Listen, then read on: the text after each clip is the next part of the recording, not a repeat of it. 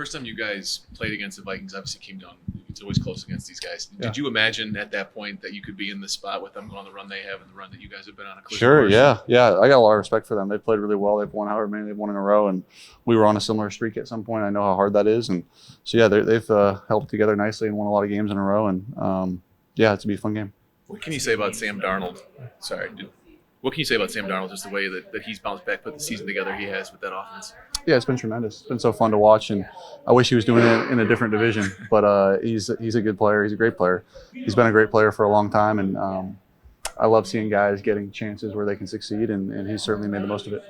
Last game obviously doesn't hold any impact on this one, Jay, but you had a really strong performance. I think 88% completions.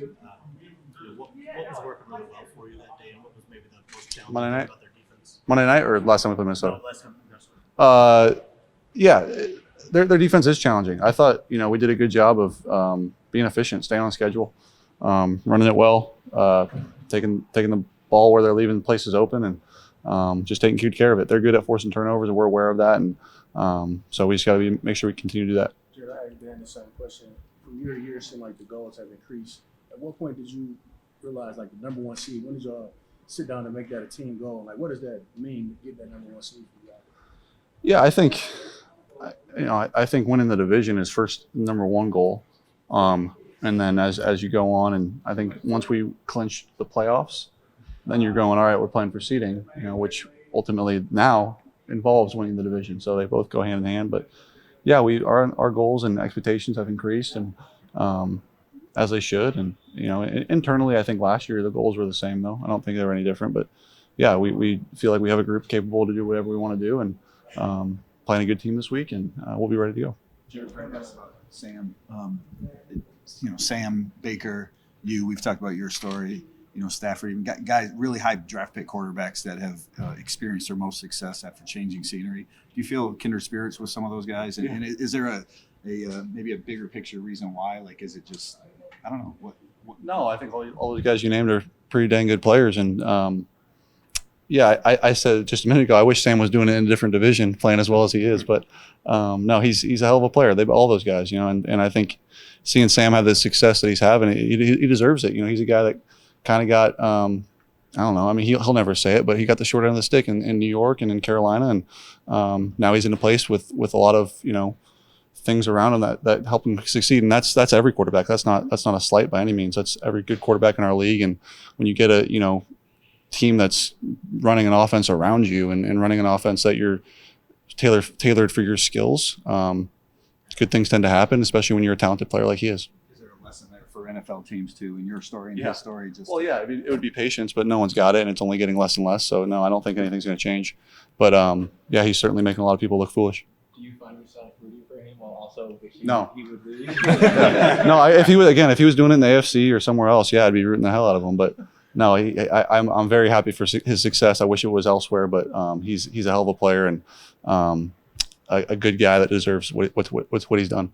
It's kind of a two-part question, but where have you taken from your year under Kevin O'Connell in Los Angeles? And just watching from afar, why do you think his guys have rallied around him the way they have? Yeah, Kevin's a hell of a coach. He really is, and you've seen it every year he's been there. And I think even like last year when they were down some guys, how well he coached that group and kept them together. And you see it again this year. Obviously, their success has been as good as anybody. And yeah, I learned a ton from him. He was great for me. He always had my back, and I'll appreciate him that forever.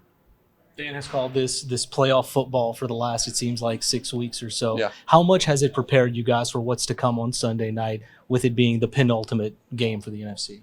Yeah, it seems like we've been playing kind of that way all year, just feeling like you have to win every game, and I'm sure they felt the same way when you got two teams like we've been going, and even three with Green Bay for most of the year, where it's been like 1-2, 1-2. You have to feel like you have to keep winning these games, and I'm sure they felt the same way, and so yeah, it's going to lead up to this one, and it's fun, and be a lot of energy in that building on Sunday night, and we'll be ready. Dude, it feels like more and more this season you've grown comfortable making throws under pressure, like in the face of a pass rush. Is that something you would agree with? Like, and what do you attribute that growth to, if that is real?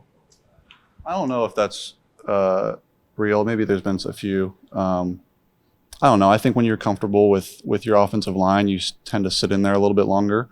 That could be part of it. When you're comfortable with what plays you're running and confident in it, But I've had moments throughout my career where I've done that pretty well as well. But yeah, I think I'm doing that all right now, and we're protecting really well, which helps me know when it's hard to explain. I don't want to be too long-winded here, but when the protection's really good, it's easier to tell when it's wrong, like when we miss one. And so then when it's not good all the time, you kind of don't know when it's good and when it's bad, and you end up, being stuck in there and making poor decisions and getting hit. And so it's a credit to the O-line. When they're good, I have a pretty good feel of when it's good and when it's not. Jim was talking about your growth the other day, just saying, you're playing as well as any quarterback in the league right now, and you're in the prime of your career, as in there's still much more to come. Do you feel the same way, like you're just sort of hitting the peak of what great. I feel great. I feel like I've been steadily improving as time's gone on, and I feel like I'm playing pretty well right now. But, it's a lot of credit to the guys around me. Our line's playing great, running the ball great, got great receivers, great coaches. It's a lot of credit to everyone else, and I'm just doing my job. What is it about this time in your career, in your life, whatever, that sort of, helped you reach the success you've had? Reps, and just hard work, and putting your head down and trying to get better every day. And again, I think I'm steadily improving, and I still think there's a ton of improvement to be had, and it's exciting. Yeah, I'm in year 9 right now, and I think I said it last year, the year before, I'm kind of entering my prime then. I'm probably right, in my prime now, and feeling pretty good, and hope my prime lasts quite some time. When you're the quarterback, Jared, have you felt more willing to use your legs at times here? It seems like you have been maybe not a mobile quarterback per se, but you've been more that's good. willing to get out of the pocket and extend plays to make plays. It's not mobile, but yeah, that's nice. Yeah, that's right. That's right. So I try to convert 1 a game, 2 a game if I can on 3rd down. I can kind of flip the momentum, and certainly what teams aren't expecting. But yeah, no, I've been running a lot on the fields, and I've increased my speed, just ever so slightly throughout the season. So as we hit the playoffs, I'll be getting even faster, and plan to continue to do that. We'll let the Madden team know too to improve that rating. That's right. That speed rating needs to go up, right? The hook and ladders.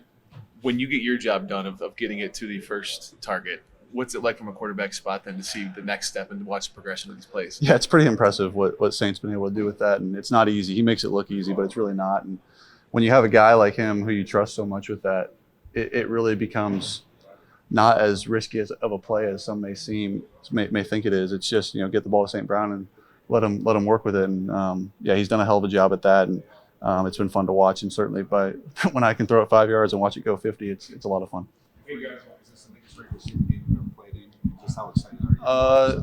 Biggest is relative. I don't know. I mean, yeah, it's a huge game for us and them this season, and yeah, we want to win it. I don't know if I'm gonna claim it as that. I've played in a lot of games, but yeah, it's a big one at home, and for the division, for the number 1 seed, we all know what's at stake, and we certainly want to win, and so do they, and it'll be fun. I know our crowd's gonna be rocking, and we're happy to have them behind us.